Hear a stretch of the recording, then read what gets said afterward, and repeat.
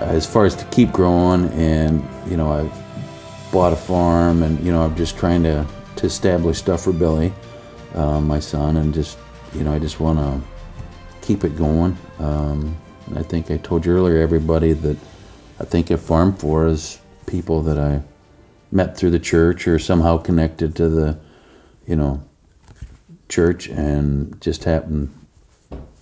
I can remember when I had 40 acres, and I thought I'd never get any more ground. Dad would say, this neighbor, he's getting kind of old, maybe, he's going to need some help, or he'll be retiring someday. And it just seemed like that someday never came. But, I had a couple neighbors that, they farmed till they was 80, so, which was good. But, it just, it just finally paid off waiting, I guess, that, But in with all of them, they kind of nurtured you in. He'd always helped the other neighbors. And so I think they knew that they could trust him with, with his techniques and helping and his accountability. And they had the respect as a young man who, was looking to be prosperous in farming, that he was somebody that was receptive to it and genuinely wanted to help them, not just, after, the land or anything like that.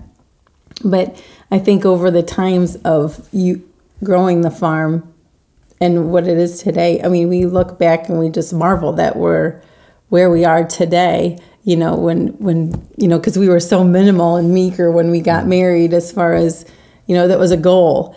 But we have always reflected back on how the Lord's led the path. Because we keep thinking, as we would get more land and more land, we were just like, how did that happen? And it was like, we just know it's just a God thing. We can't explain it, and he's just led the path. But when you look back, like you're asking to reflect, you can kind of see those little baby steps that always happened. And even though we had to wait, that was God's timing. It wasn't anything we had to do with it, because you would have farmed this many acres, the second you were married if you could, but it just wasn't that time. And, but we've just been very fortunate.